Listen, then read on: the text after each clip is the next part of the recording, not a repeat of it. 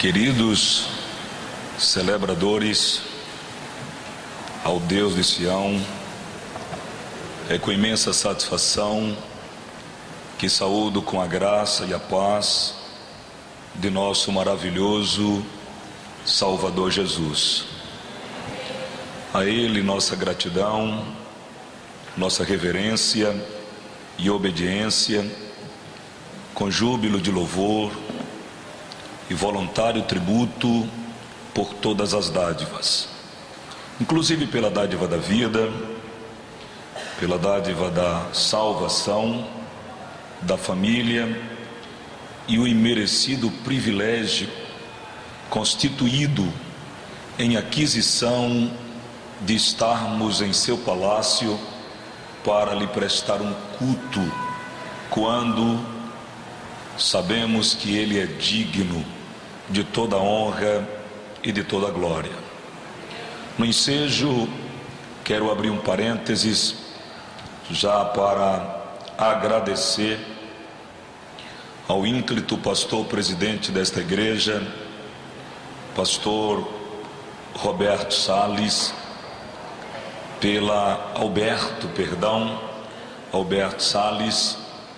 pela receptibilidade e o carinho voluntário de inserir o nosso nome em sua programação. Pastor Alberto, muito obrigado pela receptibilidade, pela gentileza. Foi um prazer conhecê-lo e estar nesta igreja louvando e engrandecendo o nome do Senhor. Extensivo a nossa saudação ao pastor Eric Vilar, a toda a diretoria desta igreja, aos obreiros. Irei fazer uma reflexão sobre a manifestação da graça. Convido-lhes a abrirem a vossa Bíblia, carta de Paulo a Tito, capítulo de número 2, versículo 11, que nos diz: porquanto a graça de Deus se manifestou, salvadora a todos os homens. Algumas traduções, tradução simples e mais conhecida diz: pois a graça de Deus se há manifestado, trazendo salvação a todos os homens. Quantos podem dizer amém? Amém. Caro adorador, falar sobre a graça, ou quando toma a iniciativa de falar sobre a graça, não tenho a pretensão de surpreender, de apresentar um conteúdo novo. Muito pelo contrário, o assunto graça é conhecido, é dominável, se possível por um membro da nossa igreja, se subir ao altar para falar.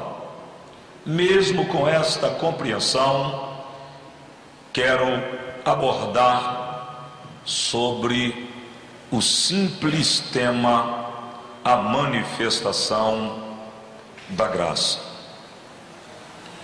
No Antigo Testamento, graça significa favor, e ganha destaque quando esta palavra lá aparece na frase: achar graça aos olhos.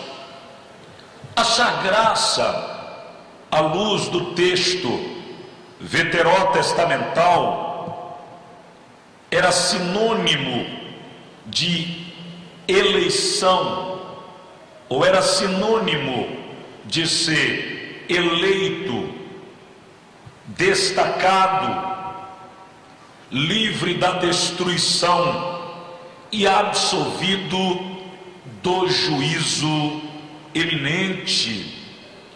À luz do Antigo Testamento, a palavra graça tanto trazia esta ideia, quanto sempre, ou maioria das vezes que lá aparece, o destaque é achar graça aos meus olhos.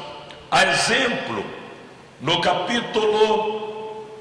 capítulo 33 do livro chamado Êxodo, versículos 12, 13 e 14, está escrito: e disse Moisés ao Senhor: tu disseste-me, faz este povo subir, faz este povo deslocar-se daqui, mas não me informou quem há de enviar comigo. Disseste-me também: conheço-te pelo nome, e achaste graças aos meus olhos.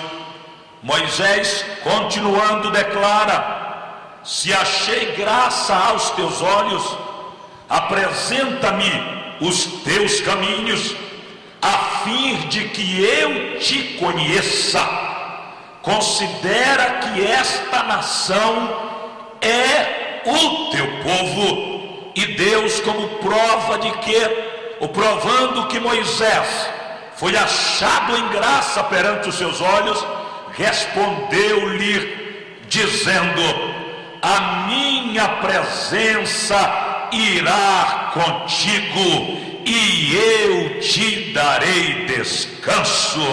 Oh, glorificado é o nome de Jesus.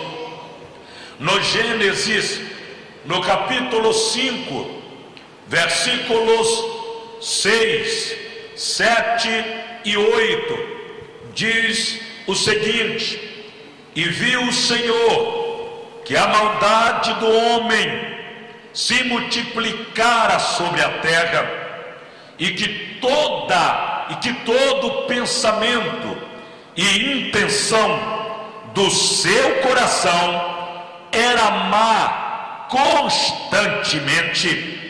Por isso arrependeu-se o Senhor em haver feito o homem, e isto lhe pesou no coração. Deixe-me abrir um parênteses, que é possível que vários irmãos aqui tenha dúvida, ou tenha a mesma dúvida que eu já tive. Vivi um bom tempo tentando entender por que a expressão do versículo 6, e arrependeu-se o Senhor, quando a Bíblia diz que Deus não é homem para que minta, nem filho do homem para que se arrependa. Porventura falaria e não realizaria, ou diria e não cumpriria? E em minha preocupação em entender o conteúdo, descobri certo dia, fazendo análise do texto, que não foi o Senhor quem autodeclarou ter arrependido. Moisés foi quem comentou. Ainda assim, gostei, mas não fiquei satisfeito totalmente. Certo dia, estudando uma enciclopédia de dificuldade bíblica, encontrei que arrepender-se ali vem da raiz de uma palavra hebraica chamada nirram, que significa mudar de ideia, sentir tristeza, decepção no comportamento humano, e por isso pesou o coração de Deus, um Deus justo que não pode aprovar a iniquidade. Subsequentemente, ele reprovou a iniquidade e a sentença no versículo 7 de Gênesis 5 é: destruirei o homem que criei, juntamente com os répteis, os bípedes, as aves e os quadrúpedes. O Senhor Deus estava declarando uma destruição catastrófica, uma destruição plena, ou a vida estaria a partir dali comprometida, sujeita ao juízo eminente de Deus. Mas o que me chama a atenção é que no versículo 8, o versículo relata: mas Noé achou graça perante os olhos do Senhor. Aleluia! E você está aqui esta noite porque os olhos do Senhor te agraciou. Aleluia! Ao nome de Jesus. Por isso, torno a afirmar: achar graça à luz do Antigo Testamento era sinônimo de destaque, de eleição, sinônimo de livramento do juízo eminente, sinônimo de graça contagiadora à vida de quem não merecia. No conceito do Novo Testamento, graça é aquele favor que o homem não merece, mas que Deus livremente lhe concede. Portanto, a graça à luz do Novo Testamento algumas vezes contrapõe a lei, ou seja, confronta a lei. Detalhe: da graça, querido, flui uma corrente de misericórdia divina, na qual o homem é chamado, o homem é justificado e é habilitado para viver bem a vida horizontal e, no conceito da promessa bíblica, finalmente no vertical, na morada eterna com o Senhor pelos séculos dos séculos. A graça de Deus se manifestou. Em primeiro lugar, a graça do Senhor se manifestou destronando o império da lei e partilhando o perdão. Repita comigo, por gentileza, vamos lá? Primeiro, fale comigo, primeiro. A graça se manifestou destronando o império da lei e partilhando o perdão. No capítulo 1, versículo 17 do Evangelho que escreveu São João, o texto sagrado diz: a lei foi concedida por intermédio de Moisés, mas a graça e a verdade foi dada por nosso Senhor Jesus Cristo. O texto sagrado diz, na carta do apóstolo São Paulo aos irmãos de Roma, ele ditou, Tércio, seu secretário adjunto, redigiu o conteúdo do capítulo 5, versículos 20 e 21. O versículo 20 diz: a lei veio a fim que a ofensa abundasse, mas onde abundou o pecado, superabundou a graça. Versículo 21: pois assim como o pecado reinou pela morte, a graça reinou, ou a vida reinou, a graça reinou pela justiça, oferecendo a vida eterna por intermédio sacrifício de nosso Senhor e Salvador Jesus Cristo. Em Romanos ainda, na carta de Paulo aos Romanos, no capítulo 6, versículo 14, o apóstolo relata dizendo: vós não estáis debaixo, ou melhor, o pecado não terá domínio sobre vós, pois não estáis debaixo da lei, mas debaixo da graça. Aleluia ao nome do Senhor. Porque a lei do Espírito de vida nos livrou da lei do pecado e da morte. Porque o que era impossível à lei, visto que a referida estava enferma, é o que o texto diz, e Deus, enviando seu Filho na semelhança de carne do pecado, na carne, oh, bendito é o nome do Senhor, o texto diz, na carne, na semelhança de pecado, Ele nos concedeu sua maravilhosa graça.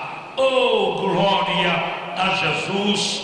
Na carta do apóstolo São Paulo aos irmãos da Galácia, no capítulo de número 3, o apóstolo diz, no versículo 23, 24 e 25, ele diz: antes que a fé viesse, estávamos guardados. Literalmente ele diz: estávamos guardados e encerrados para aquela fé que ainda se havia de manifestar, de maneira que a lei nos serviu de aio, a fim de nos conduzir a Cristo e fôssemos justificados pela fé. E o versículo 25 diz: e quando a fé veio, já não estávamos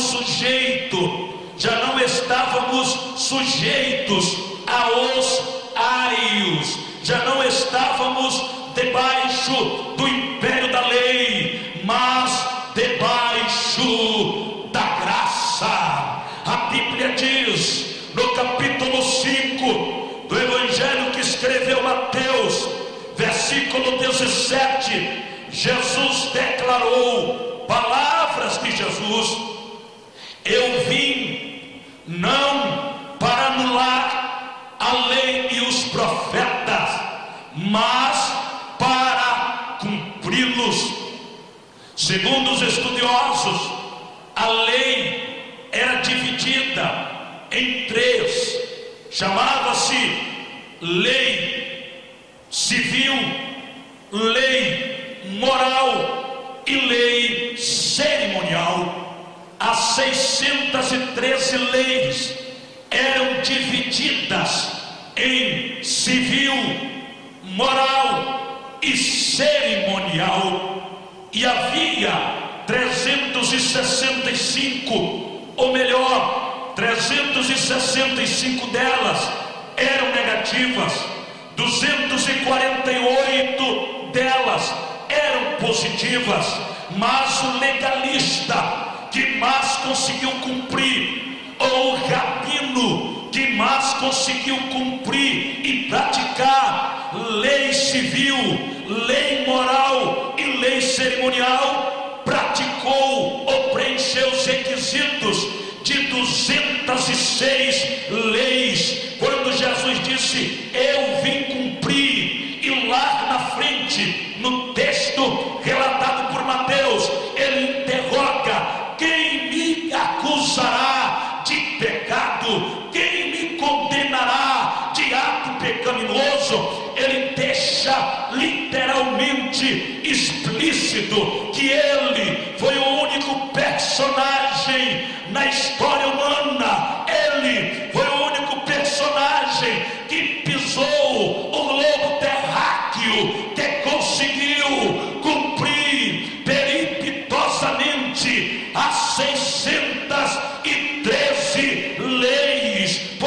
isso no alto do Gólgota, quando estava no patíbulo da cruz. Ele exclamou: Tetelestai, que significa: meu Pai, a dívida está quitada, está consumado. Eu obedeci à lei, eu cumpri todos os requisitos, paguei a dívida e agora estou impetrando graça para a raça humana e aqueles que quiserem. A bênção chegou, a bênção chegou. Fala para o seu vizinho aí: a graça de Deus está derramada por Cristo Jesus.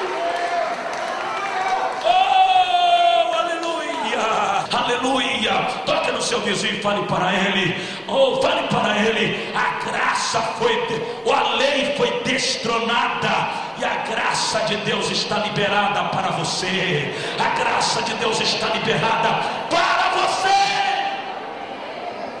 Capítulo 1, versículo 28, versículo 29 do evangelho que escreveu São João, está escrito: João estava à margem do Jordão e de repente Jesus se aproxima e João declara: eis o Cordeiro de Deus que tira o pecado do mundo. Aleluia, engrandecido é o nome do Senhor. A Bíblia diz em 1 João, primeira epístola de João, capítulo 1, versículo 9: se confessarmos a Ele os nossos pecados, Ele é fiel e justo para perdoar-nos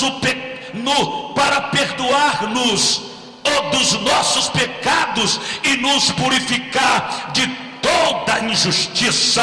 Lembro-me que eu, passando em Itaberaba, cidade onde moram meus pais e meus sogros, uma adivinhã chamada Sara Xavier estava com um programa de som, um programa comunitário, um anúncio em uma rádio comunitária, dizendo: venha ao meu escritório na Praça do Coqueiro, no apartamento tal, sala tal, pois eu já resolvi 32 mil problemas diferentes. Venha que eu tenho solução para você. Eu estava passando para pregar no estado das Minas Gerais e aquilo me inquietou e eu senti desejo de ir fazer uma consulta com Sara Xavier. Não foi possível, mas se lá fosse, eu iria, ao chegar: bom dia ou boa tarde, senhora Sara, é um prazer conhecê-la, meu nome é Edivaldo Marques. Acredito que ela iria dizer-me: prazer também conhecê-lo, em que lhe posso ser útil? Automaticamente dizer-lhe-ia: acredito que em muito. Qual é o seu problema, senhor Edivaldo? Vou direto ao ponto: senhora Sara, eu tenho uma contraproposta para a senhora. Se a senhora conseguir solucionar o meu problema, eu passo para o lado de lá, eu passo a crer em sua divindade, eu passo a servir o seu Deus, eu passo a obedecer o seu credo. Mas se a senhora não conseguir resolver o meu problema, eu tenho um convite maior. Imagino que ao falar assim, ela ficaria boquiaberto, com olhos estupefatos, e perguntar-me-ia: senhor Edivaldo, vai ao assunto, eu estou preocupada, qual é seu problema? Senhora Sara, quer saber mesmo qual é o meu problema? O meu problema chama-se pecado. A senhora tem capacidade, a senhora que já resolveu 3 mil problemas diferenciados, pode resolver o meu? Pode perdoar os meus pecados que são empedernidos? A senhora pode? Imagino que ela iria gaguejar, tubitear. Senhora, é pecado. Já sei, senhora Sara, a senhora não tem poder para perdoar pecado, porque só Jesus Cristo de Nazaré tem poder para perdoar pecados. Engrandeça o nome dele, que ele é Deus, ele é Senhor. Aleluia. Segundo lugar, a graça se manifestou quebrando o protocolo e os pilares da religião. Basta lembrar comigo do capítulo 1 do evangelho que escreveu São Mateus, capítulo que a maioria de nós, pastor Daniel, tem preguiça de ler, até porque à medida que a gente vai lendo, ai meu Deus, fulano gerou ciclano, ciclano gerou beltrano, e a gente quase não entende. Mas os pastores aqui que conhecem, entendem de teologia muito mais que este servo que vos fala, sabem que no conceito cultural, histórico da tradição judaica, não se permitia inserir nomes de mulheres em genealogia. Mas o que o texto dá-nos a entender é que Jesus, especialista em quebrar protocolo e em dar um pontapé na base do império da religiosidade, ele parece que antes de tornar ao céu, chama Mateus em particular e diz: Mateus, já no primeiro capítulo do teu livro, faça uma genealogia, mas coloca lá o nome de Ruth, o nome de Betsabá, o nome de Betshevá, que quer dizer sétima filha, a mulher com quem Davi pecou. Coloca lá o nome de Raabe, insere na minha genealogia. Só em Mateus inserir, ele já estava quebrando os princípios cultural da religiosidade hebraica. Detalhe, quem era Ruth? Ruth, seu ancestral mais próximo foi Ló, parente chegado de Abraão. Qual a origem de Ruth? Ló, quando uma de suas filhas deitou com ele e deu à luz do filho primogênito, daquela inescrupularidade, daquele comportamento totalmente escrupuloso, totalmente maligno, pecaminoso, daquele ato desagradável a Deus, nasceu um filho, e daquele menino deu-se origem à tribo dos Moabitas, uma tribo amaldiçoada por Deus, sem direito de entrar na Assembleia dos Santos, até 10 gerações, e depois Deus disse: para sempre não poderá entrar na minha Assembleia. Ruth não tinha culpa, Ruth não tinha nada a ver, mas era da família errada, era do povo errado, da tribo errada, da religião errada, da nação errada. Ela sem culpa adorava o Deus errado. Mas um dia ela disse a Noemi: daqui para frente o teu Deus será o meu Deus, o teu povo será o meu povo, e o teu Deus será o meu Deus. Aí o que é que Deus permite? Aí Deus permite Ruth casar com Boaz. Boaz era filho de quem? Boaz era filho de Raabe, com um homem chamado Salmão. E quem era Raabe? Raabe era uma prostituta, daquela que chegava nas praças de Jericó, só girando a bolsinha no dedo e perguntando quem é o próximo, quem me quer, quem é o próximo parceiro. Há um prazer sexual. Sim, aquela prostituta casa com Salmão, de Salmão nasce Boaz, Boaz casa com Ruth, do casamento Boaz e Ruth nasce um moço chamado Obed. A Bíblia não relata o nome da sua esposa, mas do casal Obed e sua esposa nasce Jessé, de Jessé e sua esposa nasce Davi, e da linhagem de Davi vem nosso Senhor e Salvador Jesus Cristo. Por quê? Porque a graça veio buscar os perdidos, a graça veio trazer medicamento àqueles que estavam enfermos. Engrandecido é o nome do Cordeiro de Deus que tira o pecado do mundo. A Bíblia diz, observe que Jesus é especialista em quebrar protocolo e destruir o império da religiosidade. Quando Jesus foi visitar, Jesus Ou melhor, quando Zaqueu viu Jesus, estava sob uma árvore chamada sicômoro.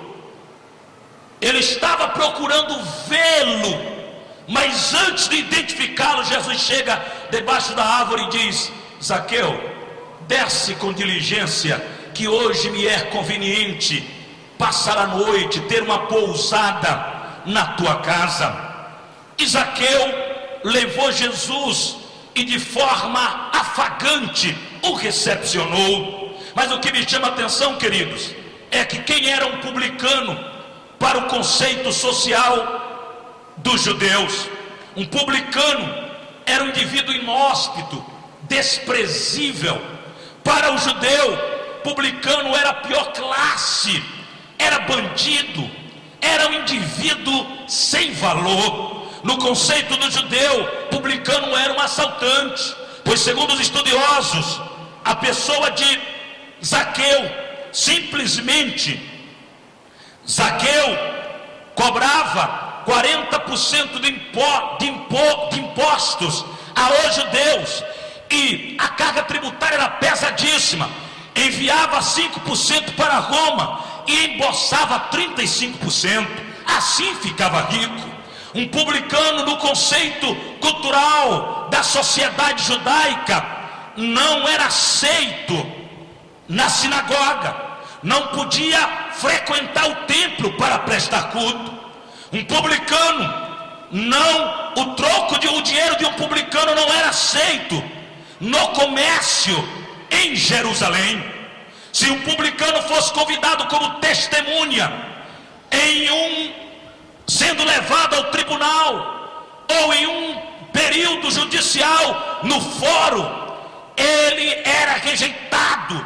Publicano não era aceito como testemunha em uma situação jurídica.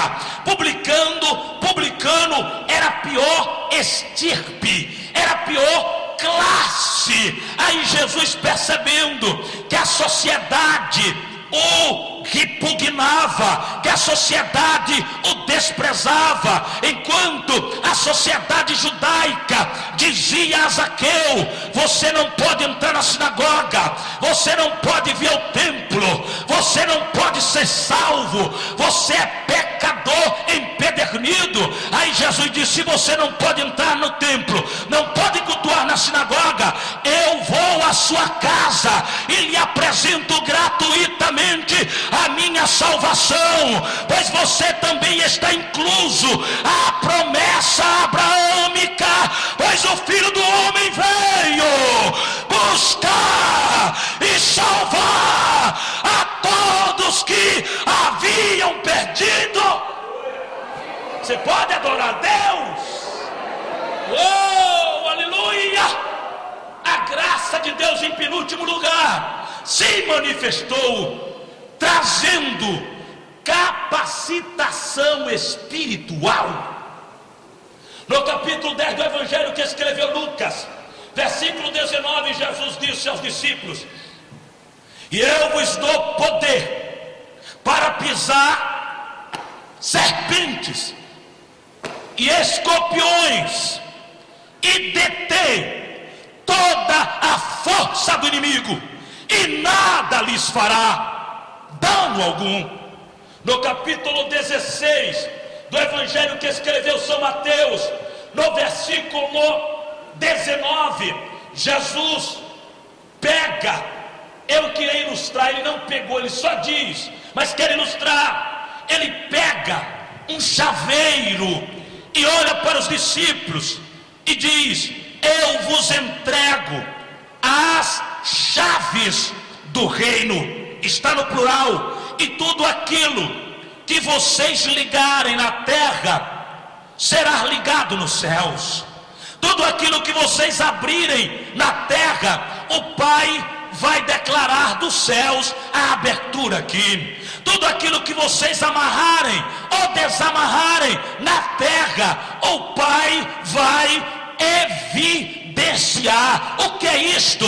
Isto é capacitação espiritual benevolente da graça de Deus, aleluia, por meio de Jesus Cristo, nosso Senhor. Eu acredito que quando Jesus disse: eu vos entrego as chaves do reino, e lá em Apocalipse, no capítulo 3, ele diz à igreja de Filadélfia: eu sou a chave de Davi. Eu tenho até uma mensagem ali que eu declaro que Jesus se posiciona também como a chave mestra. O que é uma chave mestra? É a chave que cabe em todas as fechaduras. Cabe a fechadura da porta da lateral esquerda, da lateral direita, cabe a porta do banheiro, a porta do quarto, a porta da cozinha, a porta da despensa. Isso significa dizer que qualquer tipo de porta que estiver fechada,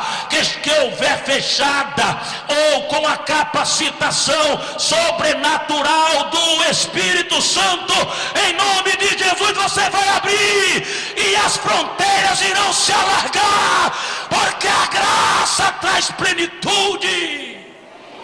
Aleluia, ao nome de Jesus. O texto sagrado diz, no capítulo 16 de São Marcos, versículo 17, 18: e estes sinais hão de seguir aos que creem. Em meu nome falarão novas línguas, expelirão demônios, se beber algo mortífero não lhes fará dano, e colocará as mãos nos enfermos e os curarão. Deixe-me abrir um parênteses para dizer, me desculpe a franqueza, porque muitos ministros de Deus, porque muitos pastores, obreiros, presbíteros, diáconos, homens e mulheres de Deus ungidos, consagrados, estão abdicando do hábito de colocar a mão na cabeça do povo. Jesus disse: se você crê, pode colocar a mão e repreender as enfermidades. É na sua mão o Senhor investiu uma graça de capacitação sobrenatural. Em Atos dos Apóstolos, capítulo 4, versículo 33, diz assim: e os apóstolos davam com grande poder testemunho da ressurreição de nosso Senhor e Salvador Jesus, e em cada um deles havia abundante graça. Você sabe o que é abundante graça ali? Abundante graça é a abundância da presença, da identidade do próprio Deus em nossa vida. Abundante graça ali era abundante de dom, era abundância de sinais. Observe que o povo pedia até para a sombra de Pedro passar, a fim de ser curado. Paulo levava lenços e aventais e havia cura. A igreja está precisando voltar a mergulhar debaixo dessa graça, pois a capacitação de Deus está franqueada. 1 Coríntios capítulo 15, versículo 9 e 10, Paulo diz: eu pela graça, versículo 9 ele diz: eu sou o menor dos apóstolos, nem ao menos sou digno de ser chamado apóstolo, pois persegui a igreja de Deus, mas pela graça sou o que sou, e a graça de Deus não foi vã para comigo, pois trabalhei mais que eles. Referência aos demais apóstolos. Paulo, percebendo que estava na linha divisória de exaltar-se como bom e humilde salvo, ele puxa a trave de mão, dá uma aliviada e diz: não eu, mas a graça de Deus que está comigo. Toca no seu vizinho e fale para ele. Na igreja, fale para ele: na vida secular não posso dizer o mesmo, mas aqui na igreja o diferencial não são os anéis, não são os diplomas, não é a formação acadêmica, não são suas habilidades técnicas e intelectuais. Aqui na igreja o diferencial não é o privilégio que você tem de ser autodidata. Não, aqui na igreja quem faz a diferença é a graça, é o dom do Espírito, é o poder de Deus na vida do povo do Senhor.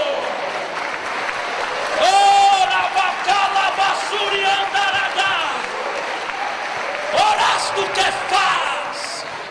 Eu quero contar a experiência A minha mãe, quando morávamos na Chapada Diamantina, como o pastor fez na sexta-feira, o culto administrativo, elegendo a nova diretoria do ano eclesiástico deste ministério, pastor José Carlos Alexandrino da Silva fez culto administrativo e convidou a minha mãe para ser maestra das senhoras. Pode segurar os instrumentos.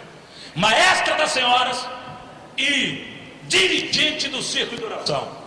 No dia seguinte, uma irmã chamada, não vou citar o nome dela, está sendo gravado depois, deixa para lá, uma professora aposentada do estado, branquinha, no dia seguinte foi ao gabinete do pastor.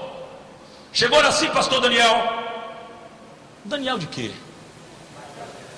Daniel Sacramento. Pastor Daniel Sacramento.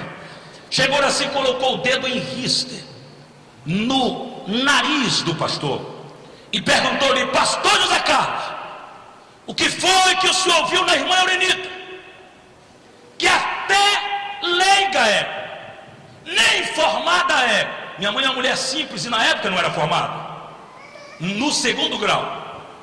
O que é que o senhor viu na irmã Eurenita, com tantas professoras na igreja, com tanta gente hábil para colocar como maestra do grupo e dirigente no círculo de oração?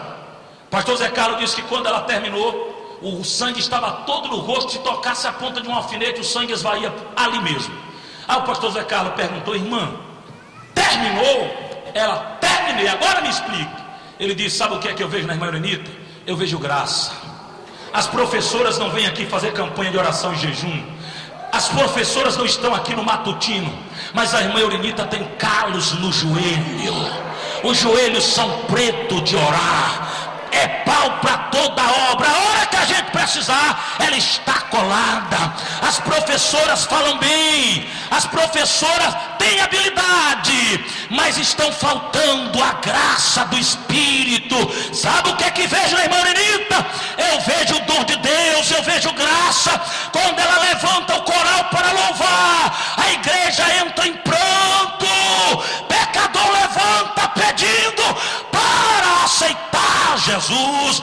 Está provado que o diferencial na igreja não é a letra, é a graça de Deus. Com isto eu não estou desprezando a letra, seria um blefe da minha parte. Eu só estou dizendo que a letra é esterco, a letra não é via de regra, é exceção. A via de regra é o poder de Deus que transforma. Ouviu o pecador e nova criatura. Quarto e último lugar, a graça se manifestou, trazendo Deus para morar dentro dos homens. No evangelho que escreveu São João, capítulo 1, versículo 1, o texto diz: no princípio era o verbo, e o verbo era Deus, e o verbo estava com Deus. No versículo 14 diz: e o verbo se fez carne. É a única vez na Bíblia que está essa expressão no Novo Testamento. E o verbo se fez carne, quer dizer, se materializou como um ator que cria uma peça e o próprio torna-se o personagem dentro dela. E o verbo se fez carne e habitou entre nós. No evangelho que escreveu São Lucas, penúltima referência, capítulo 17, versículos 20 e 21, diz assim: olha o que é que diz. Interrogado pelos fariseus acerca de quando havia de vir o reino de Deus, Jesus respondeu-lhe dizendo: o reino de Deus não virá com aparência perceptível ao olho humano, nem dirão: ei-lo aqui ou ei-lo ali, porque o reino de Deus está dentro de vós. Fale para o seu irmão aí: o reino de Deus está dentro de você. O reino de Deus não foi estabelecido em um palácio, em uma grande construção, em um palácio de uma grande construção civil. O reino de Deus veio ser construído, veio ser estabelecido de maneira espetacular no epicentro, no cerne do coração humano. Última referência, 2 Coríntios capítulo 4, versículo 7, o apóstolo Paulo diz assim: temos, porém, este tesouro em vasos de barro. Só analisar isso aqui e eu termino a mensagem. Veja o que é que Paulo usa o verbo ter. Quando diz temos, a ideia ali é: tenho em posse, tenho comigo no tempo presente. Este tesouro singular, um único tesouro, em vasos de barro, plural. Sabe o que é que me chama a atenção, querido? Primeira coisa que me chama a atenção: no mundo antigo, quem possuía um tesouro escondia ou em vaso de ouro ou em vaso de prata, ou ia entre rochas, cavernas e águas, cavava, fazia um mapa enigmático, sepultava o seu tesouro, pegava o mapa enigmático e entregava a alguém que o dono do tesouro pretendesse: quando eu morrer, você vai procurar o tesouro. Na sociedade contemporânea, quem tem tesouro armazena em cofres de bancos famosos com segredos eletrônicos. Mas o único personagem na história humana que teve coragem de pegar o seu tesouro, e que tesouro, e não colocou em vaso de ouro, não colocou em vaso de prata, não escondeu em cavernas debaixo de rochedos, nem debaixo de águas. Não. O único personagem da história que não pegou o seu tesouro, e que tesouro, e colocou em bancos, em cofres com segredos eletrônicos, foi Jeová. Segundo os estudiosos, dizem que existem 208 tipos de vasos e de barros, e que só 6 deles são úteis para fazer barro, para fazer vaso.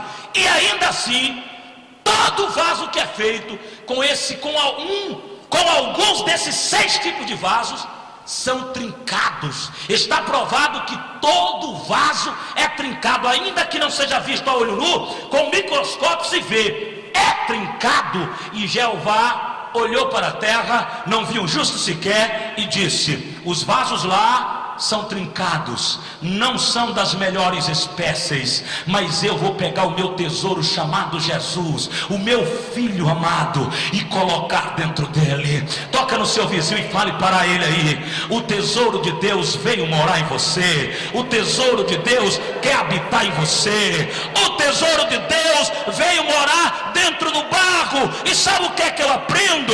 Ele é especialista, ele não sentou, ele não facultou nenhuma especialidade em faculdade, mas ele é médico profissional em excelência. Esse tesouro que mora dentro de você, se você precisa de um oftalmologista, ele é para te sarar. Se você necessita de um ortopedista, o doutor está morando dentro de você. O tesouro está dentro do barro e ele cura ossos. Se você precisa de um clínico geral, está aí dentro.